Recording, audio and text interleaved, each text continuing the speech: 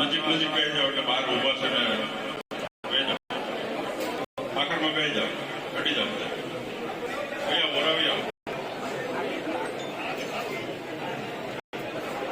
108 योगेंद्र प्रसाद जी महाराज श्री नानालाल जी महाराज श्री परम पूज्य यज्ञेंद्र प्रसाद जी महाराज श्री पूज्य नानालाल जी महाराज श्री परम पूज्य दिग्विजेंद्र प्रसाद जी महाराज श्री पूज्य संतो भूदेवो यजमानो ने वहाला हरिभक्तो आज આપણે ખૂબ ભાગ્યશાળી બન્યા છીએ કે ભગવાન શ્રી હરિના દિવ્ય 35મો અને 12મો ભગવાન ઘનશ્યામ મહારાજ આપણા મોટા મંદિરમાં બિરાજમાન થયા અને 35 વર્ષ થાય છે અને મહિલા મંદિરનો 12મો વાર્ષિક પાટોત્સવ અને આજની તિથિએ આજે જયારે આ અવસર છે આપણા માટે આજનો દિવસ અનેક ગણો મહત્વનો છે અનેક ગણો યાદગાર છે એટલા માટે કે આ વર્ષ છે એ આપણા સ્વામિનારાયણ સંપ્રદાય અને સનાતન હિન્દુ સંસ્કૃતિ માટે અતિ મહત્વનું અતિ અગત્યનું યાદગાર વર્ષ છે સૌથી પહેલા તો આ વર્ષ એટલે ભગવાન રામચંદ્રજી 500 વર્ષના સંઘર્ષ પછી પોતાના નિસ્થાનમાં બિરાજમાન થયા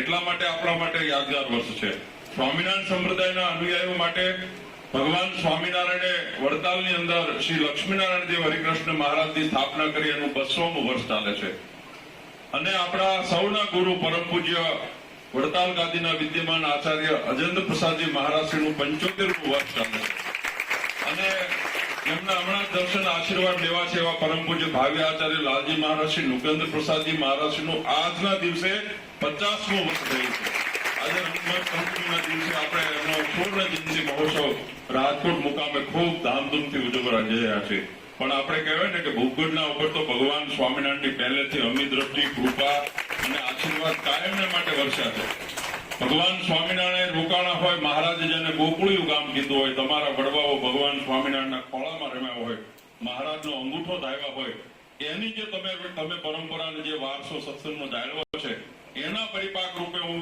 ન ભૂલતો હોય તો વર્ષમાં ધર્મકુળ 2-4 વાર આપણા ગામમાં આવતું છે ઓછામાં ઓછું 2-4 વાર સત્સંગમાં હજારો ગામડા એવા છે કે આ 7 પેઢીમાં એકાદ વાર ધર્મકુળની પધરામણી થઈ હોય તો થઈ હોય અને હજી ઘણાને બાકી છે ત્યારે આજે તો આપણે કેવા ભાગ્યશાળી છે બંને બાળલાલજી મહારાજ સાથે પરમ પૂજ્ય લાલજી મહારાજ આપણા અવસરની અંદર વધાર્યા છે આપણે બધા તો ભાગ્યશાળી છીએ પણ આજના ભાગ્યશાળી છે કે લાલજી મહારાજના 50મા અમૃત વર્ષના દિવસે આપણો જે ઉત્સવ ચાલી રહ્યો છે એના પાટોત્સવના યજમાન આપણો ગૃહિત પરિવાર બન્યો છે તો સૌથી પહેલા આપણે પૂજ્ય લાલજી મહારાજશ્રીનું બંને નાના લાલજી મહારાજના સ્વાગત માટે હું આહુત કરીશ ભાઈ શ્રી પરમ ભક્ત અર્જુનભાઈ જાદવભાઈ ગોહેલને વિનંતી કરીશ આપણા પાટોત્સવના યજમાન લાલજી મહારાજને બંને લાલજી મહારાજનો આશીર્વાદનો હાર મહારાજને હાર પહેરાવીને એમનો આશીર્વાદ સ્વીકાર કરશે પૂજ્ય લાલજી મહારાજશ્રીનું પૂજન કરશે વાલા ભક્તજનો સુખ સમર કરુણાની કીર્તનમ વ્રતદાન તપક્રિયાફલમ સહજાનંદ ગુરુ ભજે સદા વર્ણિવેશ રમણીય દર્શનમ મંદહાસ્ય રુચિરાનનાંબુજમ પૂજિતમ સુરનરોત્તમે મુદા ધર્મનંદન त्वं सुकांत प्रतम कांतम त्वं कांतम सर्वदोगतम त्वं गते द्वेग देवत्वं त्वं वंदे भक्तिकासुतम सर्व अवतारी सर्व कारण कारण अपना सौना मोक्षदाता इष्टदेव भगवान श्री स्वामीनारायण संप्रदाय दक्षिण विभाग अधिष्ठाता देव वडतालवासी श्री लक्ष्मीनारायण देव हरिकृष्ण महाराज सारा गढ़पुर प्रदेशना प्राण समान गढ़पुरपति गोपीनाथजी महाराजनी छत्र छायामां गोपीनाथजी महाराजना हांडानु गाम एवा भोगगढ़नी आंगणे दिव्य पाटोत्सव निमित्ते आपणे सौ आ 3 दिनात्मक महायजन करीने पाटोत्सवनी उजवणी करीए छीए एवा आपणा मंदिरमां विराजमान अर्चस्वरूप भगवान श्री हरिना दिव्य सानिध्यमां आजनी आ दिव्य सभा में उपस्थित धर्मकुल आश्रित वाला सर्वे हमारा संतो पार्षदों श्रीजीना लाडीला धर्मकुल आश्रित वाला सर्वे सत्संगी हरिभक्तों सर्व धर्म प्रेमी सज्जनों सर्व मोक्ष भागी जीवात्मा दरेक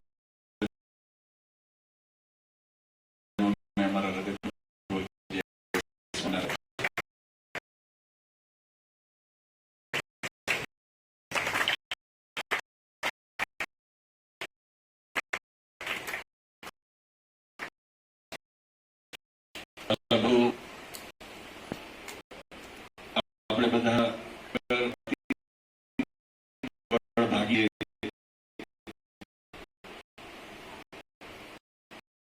કે કળયુગના વાતાવરણ અંદર પણ આપણને પરમ અને અંગી થાય એવો દિવસ સત્સંગ એવા ભગવાન આપણને મળે છે. આની અંદર આદિ ગ્રંથની અંદર કીધું કે પ્રાપ્તિ કીધી નહીં કોણે, તો શાસ્ત્ર મતે જોઈએ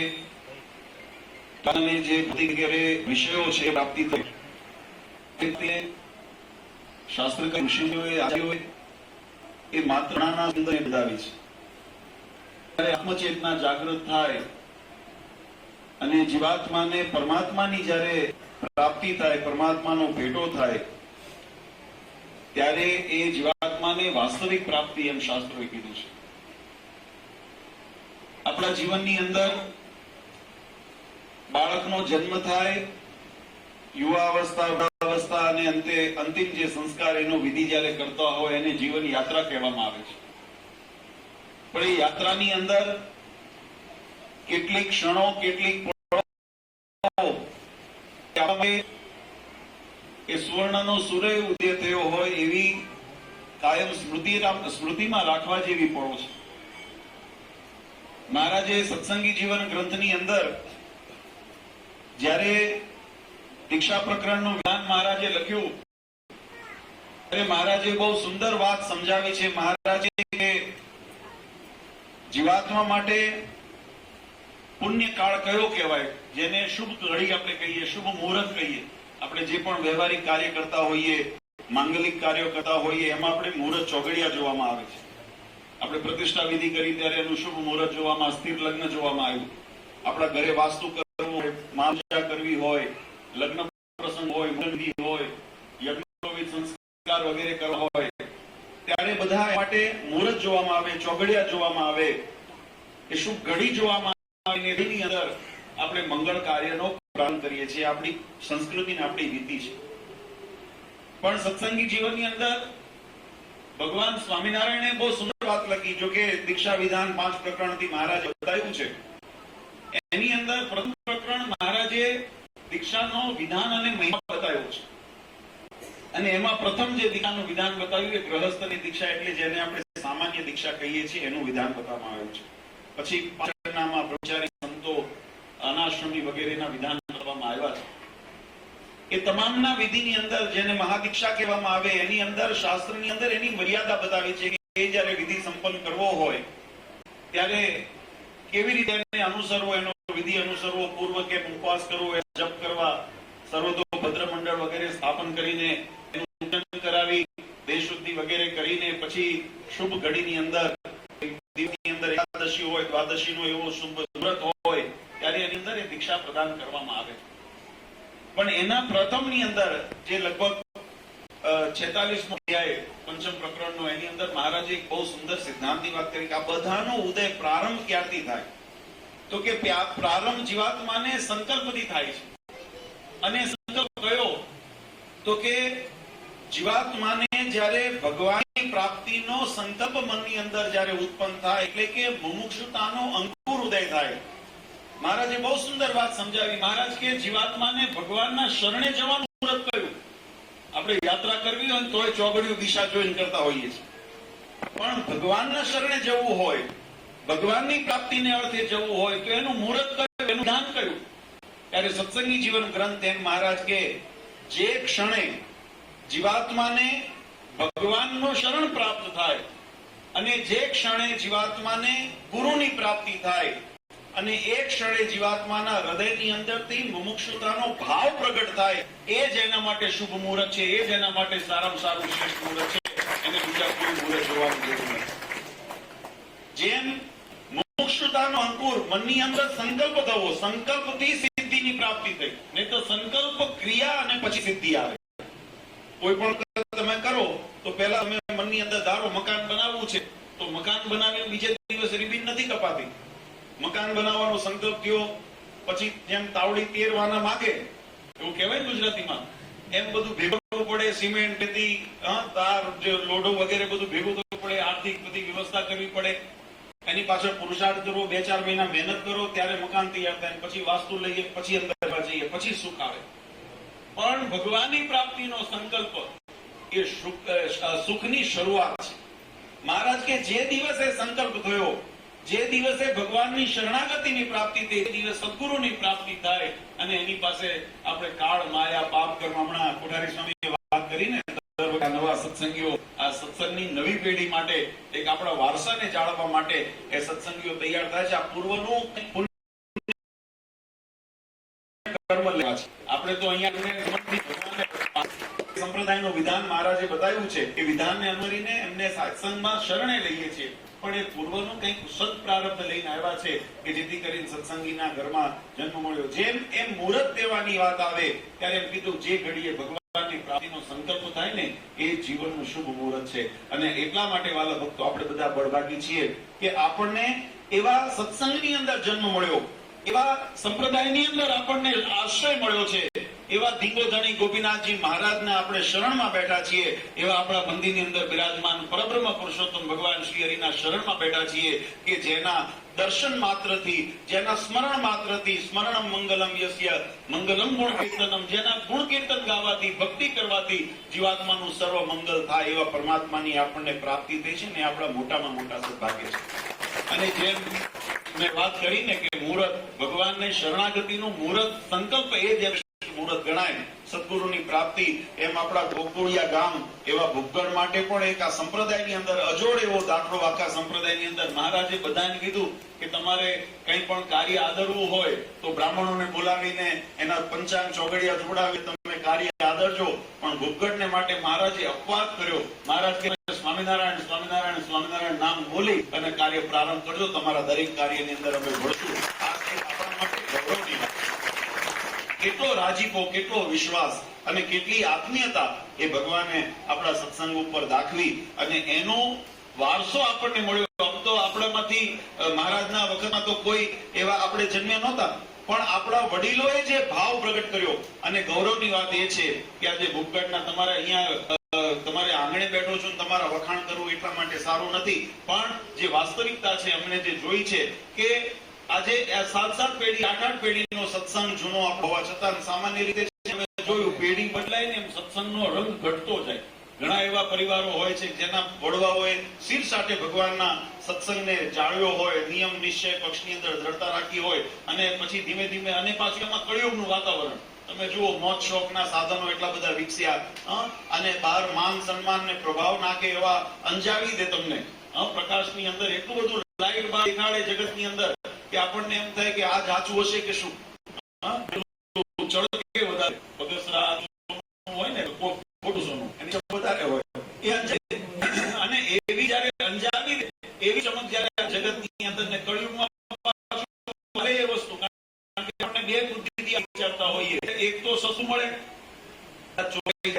ખોવાઈ જાય તો પહોંચી નથી એવું માનીને પણ આપણે લેતા હોઈએ ને, અને હાચવવું અઘરું ને પહોંચી વળાય. આજની મોંઘવારીની અંદર આપણે બધાને અનુકૂળ થાય એટલે લોકો એનો ઝુકાવ વધારે હોય. પણ એ છે ને જયારે એને તમે ભીડ આવે ને ઘરમાં, ભગવાન ન કરે કોઈને, પણ જયારે ભીડ આવે ને અને તે વખતે તમે લઈને બજારમાં એને વેચવા જાઓ કે ભાઈ આમાંથી કદાચ મારી ભીડમાંથી કોઈ માંદું પડ્યું, હાજુ પડ્યું, કંઈ પ્રસંગ આવ્યો અને એમ થાય કે આ ઘરમાં દાગીનો કે આ વસ્તુ છે એને લાવ, એને વેચી અને આપણા ઘરનો પ્રસંગ કે માંદગી કે આપણે એને પાર પાડીએ, ત્યારે આની કિંમત ખબર પડે કે આપણે જે સસ્તું ગોત્યું હતું ને એ સસ્તું આપણા ગામમાં એવું નહીં. એ ઘડી બે ઘડી કદાચ શોભા વધારી આવે. તમે લગ્ન પ્રસંગમાં જાઓ કે કોઈ જગ્યાએ જાઓ તો લોકો જોઈને એમ થાય ના વાહ તું ચળકતું પહેર્યું હતું, પણ જયારે એને જરૂર ઉભી થાય ને ત્યારે કામ આવતું નથી. એમ સત્સંગની અંદર પણ વાલા ભક્તો, ભગવાન સ્વામિનારાયણે બહુ શુદ્ધ અને સાત્વિક જે ઉપાસના ભક્તિનો માર્ગ પ્રવર્તાયો છે ને, અંતે મોક્ષ માર્ગની અંદર જો કામ આવશે ને તો એ ભગવાનનો સ્થાપેલો માર્ગ કામ આવવાનો છે, ભગવાનના સ્થાપેલા સિદ્ધાંતો કામ આવવાના છે. જગતની દ્રષ્ટિએ તમે ગમે તેટલું ચળકની પાછળ અંજાવી દે એવો પ્રકાશ તમને દેખાતો હોય, પણ એ તમને ઘડી બે ઘડી હમણાં ઉભી કરી દે, વાહ જગતમાં થઈ જાય કે ના ના બહુ થયું બહુ થયું બહુ થયું. પણ એને જયારે વાસ્તવિક જરૂર પડે, ભીડ આવે ને, યમના દૂતો જયારે સામે ઉભા હોય ને ત્યારે એનું તમે નામ લીધું હોય, કંઠી આડી કરો, જનોઈ આડી કરો ને, એ કોઈ કામ આવતી નથી, કારણ કે એ પગલાનું ડુપ્લિકેટ છે. એટલે એનું કોઈ વસ્તુ એની આપણને રક્ષા કરતી નથી. અને સાત્વિક હોય ભલે તમે મહારાજે આ વાત બહુ સુંદર શાસ્ત્રોની અંદર સમજાવી છે. મહારાજ કે ભગવાનની નિષ્ઠાથી તમે ઝૂંપડીની અંદર પણ ભલે રહેતા હો પણ ત્યાં ભગવાનનું ભજન કરતા હો ને ત્યારે ત્યાં ભગવાનના મહારાજ કે કાળ કર્મ અને માયાનો અમે એના પર હુકુમ થવા દેતા નથી. એ રક્ષણ એ સિદ્ધિ આપણને પ્રાપ્ત થઈ છે અને એ પ્રાપ્ત કરવાનો વારસો જે મેં કીધું ભગવાનને રાજી કરવા આપણા વડીલોએ જેમ ભગવાનને વશ કર્યા, ભગવાનને સમર્પિત થયા, આજે એનો વારસો આ ક્ષત્રિય સમાજે તમે બધાએ જાળવ્યો છે એનું અમને ગૌરવ છે. એ પરંપરાથી અમારે તો આમ બાળલાલજી જેવડા હતા અને ત્યારે અમે અહીંયા આવ્યા હતા અને બાપુજી સાથે આવવાનું થયું હતું ને અહીંયા ઘોડે ખેલાવી હતી. મને હજુ એ પ્રસંગ યાદ છે. કોઈને ત્યાં ફોટો હશે મારો, છે ને ફોટા? ત્યારનો આ સત્સંગનો પરિચય અને એ પહેલા પણ કદાચ બાપુજી સાથે આવવાનો પ્રસંગ બન્યો હોય પણ આજે ત્યાર પછી નિયમિત રૂપે કોઈ વર્ષ એવું મને હમણાં કોઠારી સ્વામી વાત કરી, કોઈ વર્ષ એવું ખાલી નહીં હોય કે ભૂગડ આવવાનું ન થયું હોય. કેમ ન થાય?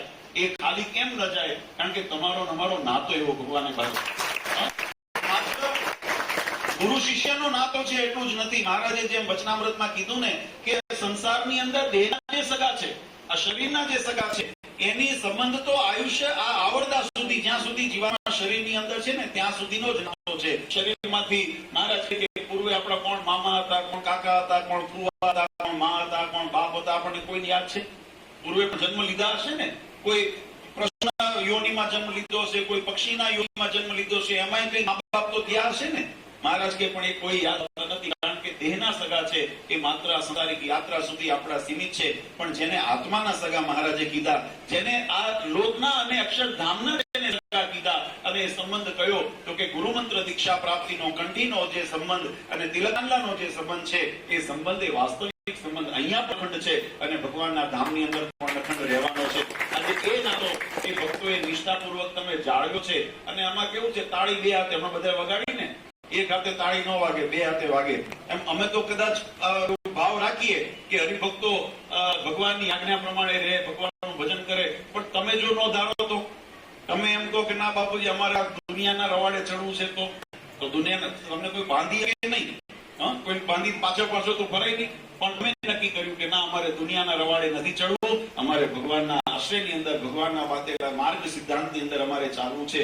એવો તમે સંકલ્પ કર્યો ને એટલે અમને મન થાય કે આપણે દર વર્ષે કંઈક ને કંઈક નિમિત્ત બનતું હોય. આ વર્ષે પણ અમારે જયારે ભક્તો આમંત્રણ દેવા વડતાલ આવ્યા અને મેં તો કીધું તું, મેં તો ફોન ઉપર બતાવી દીધું કે ના બાપુજી અમારે રૂબરૂ આવવું જોઈએ, એ સંપ્રદાયની મર્યાદા છે, વિવેક છે. અને એ બધા આવ્યા. તારીખો જયારે જોઈ, આમ તો આ વર્ષે થોડો અનિવાર્ય સંજોગોના અગત્યના કારણો અને પ્રસંગો છે કે જેની અંદર અમે આપણે 2 તારીખે છે ઉત્સવ, આ 1 તારીખે અમને કીધું પણ અમે ગુજરાતમાં હાજર નથી એટલે અમે કીધું કે 1 તારીખે તો હાજર નથી. પણ શરૂઆતની પ્રારંભની અંદર અમે દીપ પ્રાગટ્ય ભગવાનની આગળ દીવો તમારો સત્સંગનો આ પ્રસંગનો આ ચાલુ થઈ જાય, બધાને આશીર્વાદ આવે, ઠાકોરજીના દર્શન થાય, આરતી થઈ જાય અને એ રીતે આજનો આ પ્રસંગ આપણે બધા અહીંયા આનંદ માણી રહ્યા છીએ. બસ ભગવાનને પ્રાર્થના કરીએ કે આવો ને આવો સત્સંગનો ચડતો ને ચડતો રંગ રાખજો. આ વસ્તુની અંદર ખાસ બધાને, ખાસ યુવાનો બાળકો અહીંયા બેઠા છે એ બધાને અમારી ભલામણ છે કે જે નિષ્ઠાથી, જે શીર સાથે આપણા વડવાઓએ ભગવાનનો પક્ષ રાખ્યો, સત્સંગનો સિદ્ધાંત રાખ્યો, ક્ષત્રિયનું કાર્ય છે ધર્મ અને મર્યાદાનું રક્ષણ કરવું. અને એવી ધર્મ અને મર્યાદાનું રક્ષણ કરીને આપણે કોઈ માયકાંગલા કે આપણે કોઈ એવા જેને લેભાગો એવા તત્વોના આપણે ઓલાદો કે આપણે એનો અંશ નથી. આપણે એવા શૂરવીર ભક્તોના વંશ છીએ કે જેને પોતાના ધર્મ માટે, પોતાના દેશ માટે, પોતાના રાષ્ટ્ર માટે, પોતાના સમાજ માટે, માનવતાને માટે, મા બહેનની દીકરીના આબરૂ માટે જેને પોતાના ખડે પગે જેને પોતાનું સર્વસ્વ અર્પણ કર્યું હોય એનો આપણે જયારે ગૌરવતો વારસો સાચવ્યો હોય ત્યારે એ વારસાને આપણે જતનથી જાળવીએ. અને એવા સંસ્કાર મહારાજે વચનામૃત, છેલ્લી વાત કરીને વાત પૂરી કરું, પણ મહારાજે વચનામૃતની અંદર બહુ સુંદર વાત સમજાવી. ભગવાનમાં હેત કયા પ્રકારે થાય, એમાં મહારાજે 4 પ્રકારના ભેદ બતાવ્યા છે. એની અંદર 2 ભેદ બહુ મહત્વના બતાવ્યા. મહારાજ કે રૂપે કરીને પણ હેત થાય અને ગુણે કરીને પણ હેત થાય. મહારાજે વચનામૃતમાં સમજાવ્યું. મહારાજ કે રૂપે કરીને પણ હેત થાય. રૂપ એટલે આટલો વિશાળ સમુદાય ભેગો થયો છે ને, આ સ્વરૂપ કહેવાય, આ રૂપ કહેવાય. જે બહાર તમે જોઈ શકો એવું દ્રષ્ટિથી તમે બહુ મોટું ભેગો મકાન બનાવ્યું હોય એ રૂપ કહેવાય. તમે બહુ સરસ મોટું મંદિરના નામે તમે ઇમારત ઉભી કરી હોય એ રૂપ કહેવાય. પણ મહારાજ કે રૂપે કરીને જે પણ નિર્માણ એ થયું ને એની આયુષ્ય મર્યાદા ક્યાં સુધી તો કે જ્યાં સુધી રૂપ અપન છે ત્યાં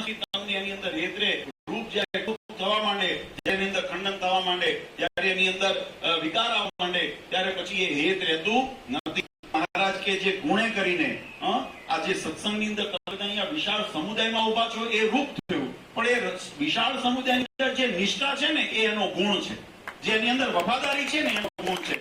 મહારાજ કે ગુણે કરીને જે હેત થયું હોય ને એ હેત અખંડ રહે છે, એ ટાળે ટળતું નથી. એની અંદર પ્રેમ અનુરાગ ઉત્પન્ન થાય, એની અંદર ભાવ ઉત્પન્ન થાય. માત્ર દેખાવે કરીને કદાચ મોટા પ્રસંગો કરીએ, મોટી મોટા જલસા કરીએ ને એની અંદર ભગવાનનો રાજીપો ન મળે. પણ અહીંયા મેં કીધું એ પ્રમાણે કે ભૂપગઢનો સત્સંગ એ માત્ર રૂપનો સત્સંગ નહીં પણ ગુણનો પણ સત્સંગ છે.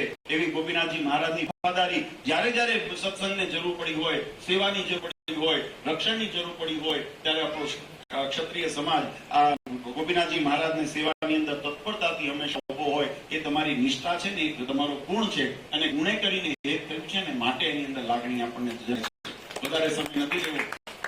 ખૂબ આનંદ સાથે ભક્તોને ખૂબ અભિનંદન આપીએ છીએ.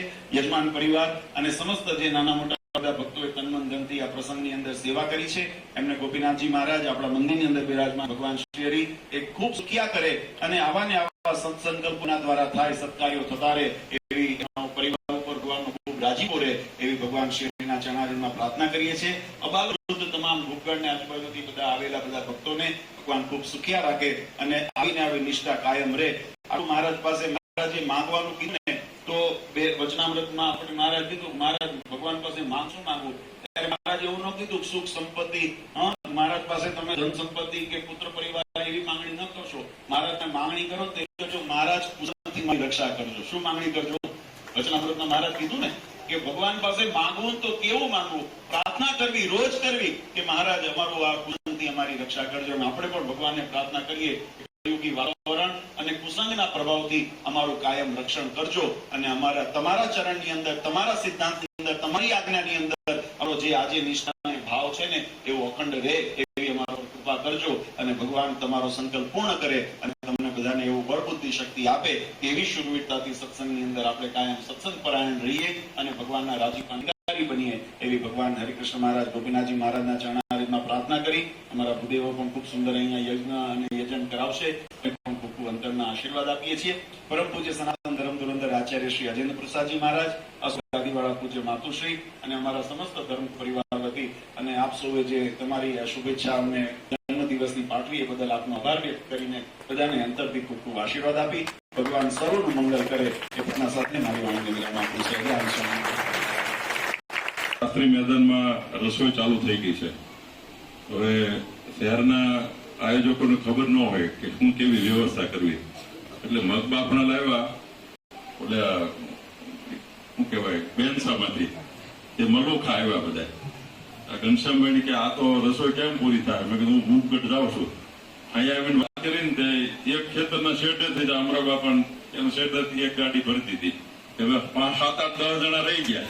તમે મૂકી રાખજો, આપણા સમય ચાલુ જ રહેવાના છે. આ અમે અધિકારથી કહી શકીએ. બાકી અત્યારે દાંતણ આપવું હોય ને કોઈને પૂછ્યા વગર ન કહેવાય કે આનું હું તમતાર કહું છું ને લઈ આવજો, ન કહેવાય. આ ગામમાં અમે હકથી કહી શકીએ કે અહીંયા અમે જઈને ઉભા રહી, અમારી ટેલ છે, જોડે કોઈથી પાછી ન જાય. એટલે અમને આનંદ થાય કે ગમે તેવા પ્રસંગોમાં ગમે તેવી આંટી તૂટી લઈ અને અમે અહીંયા પહોંચીએ. વાલા ભક્તજનો, ખૂબ આનંદની વાત છે. પૂજ્ય લાલજી મહારાજને વિનંતી કરું 5 મિનિટ અહીંયા અંદર હરિભક્તોને આપની જોડે બેસવું છે. તો લાલજી મહારાજને હરિભક્તો બેસે ત્યાં સુધી એસપી સ્વામીને વિનંતી કરું તમે બધા બેસી રહેજો 2 મિનિટ, કંઈક તમે સંદેશો આપો તમારા લેવલનો.